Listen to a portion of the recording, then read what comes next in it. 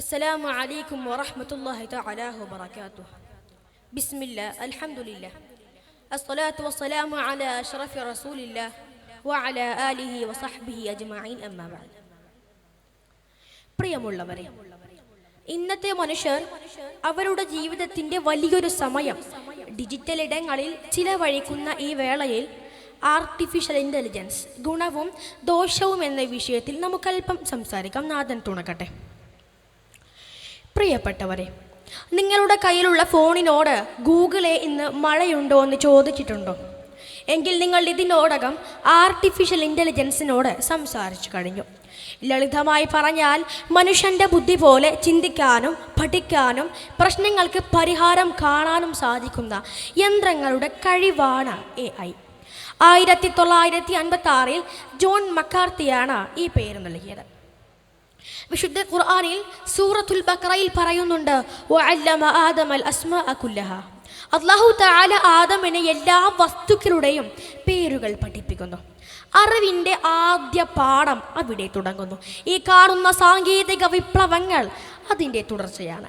പ്രിയപ്പെട്ടവരെ, നമുക്ക് വിഷയത്തിലേക്ക് വരാം.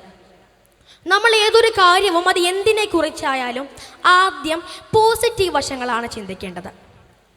നമുക്ക് വിശ്രമം വേണം, എന്നാൽ AI 24 മണിക്കൂറും ജോലി ചെയ്യും. ഒരു റേഡിയോളജിസ്റ്റിന് 100 സ്കാൻ റിപ്പോർട്ട് പരിശോധിക്കാൻ ഒരു ദിവസം വേണമെങ്കിൽ AI അത് ഏതാനും മിനിറ്റുകൾക്കുള്ളിൽ ചെയ്തു തീർക്കും. ഒരു രോഗിക്ക് 1 മിനിറ്റ് വൈകിയാലും മതി. അങ്ങനെ ഉള്ളിടത്താണ് AIയുടെ വില നാം മനസ്സിലാക്കുന്നത്. നമ്മളെപ്പോലുള്ള വിദ്യാർത്ഥികൾക്ക് AI ഒരു സ്വകാര്യ ട്യൂട്ടറാണ്. രാത്രി 11 മണിക്ക് നമുക്കൊരു സംശയം വന്നാൽ അധ്യാപകരെ വിളിക്കാൻ പറ്റില്ലല്ലോ. എന്നാൽ ChatGPTയോടോ ഗൂഗിൾ ബാഡിനോടോ ചോദിക്കാം. അവർ സ്റ്റെപ്പ് ബൈ സ്റ്റെപ്പ് പറഞ്ഞു തരും. ഭിന്നശേഷിക്കാരായ നമ്മുടെ സഹോദരങ്ങൾക്ക് എഴുതാനും പഠിക്കാനും കേൾക്കാനും ഇന്ന് AI ഉപകരണങ്ങൾ സഹായിക്കുന്നു. ഇന്ത്യ ഗവൺമെൻറ്റിൻ്റെ ഭാഷിണി പോലുള്ള AI സംവിധാനങ്ങൾ ലോകത്തെ എമ്പാടുമുള്ള ഭാഷകളെ തമ്മിൽ ബന്ധിപ്പിക്കുന്നു. അറിവ് ഇന്ന് എല്ലാവർക്കും അവകാശപ്പെട്ടതാണ്. അതുപോലെ പ്രകൃതി ദുരന്തങ്ങൾ മുൻകൂട്ടി പ്രവചിക്കാനും രക്ഷാപ്രവർത്തനത്തിന് സഹായിക്കാനും ഇന്ന് AIക്ക് സാധിക്കുന്നു. മനുഷ്യന് എത്തിപ്പെടാൻ കഴിയാത്തിടത്ത് യന്ത്രം എത്തുന്നു. എന്നാൽ പ്രിയപ്പെട്ടവരെ, നാണയത്തിന് മറുവശമുള്ളതുപോലെ AIക്ക് ദുർവശമുണ്ട്. നമ്മൾ കണ്ണ് തുറന്നിരിക്കണം.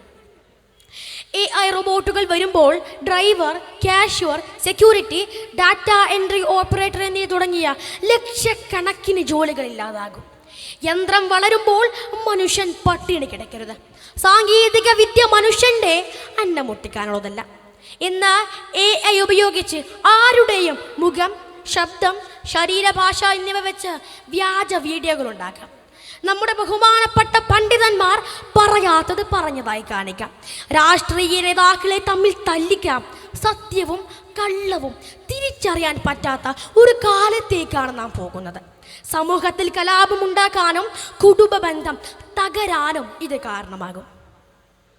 എല്ലാത്തിനും AI ആശ്രയിച്ചാൽ നമ്മുടെ തലച്ചോറ്, നമ്മുടെ ബുദ്ധി എന്തു ചെയ്യും? കൂട്ടാനും കുറയ്ക്കാനും കാൽക്കുലേറ്റർ, എഴുതാനും ചിന്തിക്കാനും ChatGPT. ക്രമേണ നമ്മുടെ ഓർമ്മശക്തി കുറയും, ചിന്താശേഷി നശിക്കും. അള്ളാഹു നമുക്ക് നൽകിയ ഏറ്റവും വലിയ അനുഗ്രഹമായ ബുദ്ധിയെ നാം മടിയനാക്കരുത്. വാഹനമുണ്ടെന്ന് കരുതി നാം നടത്തം നിർത്തുമോ? അപ്പോൾ എന്താണ് പരിഹാരം?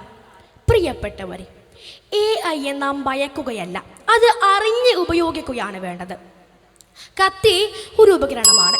ആ കത്തി വെച്ച് പച്ചക്കറി അരിഞ്ഞാൽ വിശക്കുന്നവന് ഭക്ഷണം നൽകാനും ഒരു ജീവൻ അപഹരിക്കാനും കഴിയും. തെറ്റ് കത്തിക്കല്ല, അത് ഉപയോഗിക്കുന്ന മനുഷ്യൻ്റെ കയ്യിലാണ്. അതുപോലെ തന്നെയാണ് AIയും. നബി തങ്ങൾ അരുളി, ഉത്ലുബുൽ ഇൽമ വലൗ ബിസ്സീൻ.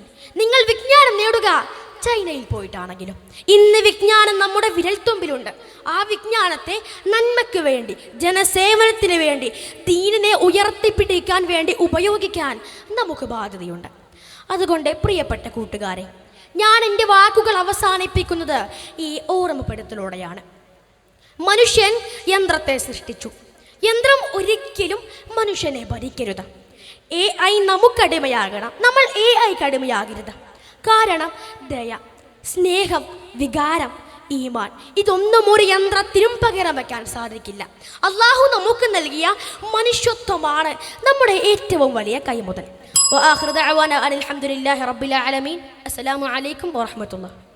അക്ഷരങ്ങളുടെ അഗ്നിയും ആശയങ്ങളുടെ പ്രകാശവും ചേർന്ന ചരിത്രത്തിന്റെ പുതിയ ഏടുകൾ കുറിക്കുന്ന SSF മലപ്പുറം ഈസ്റ്റ് ജില്ലാ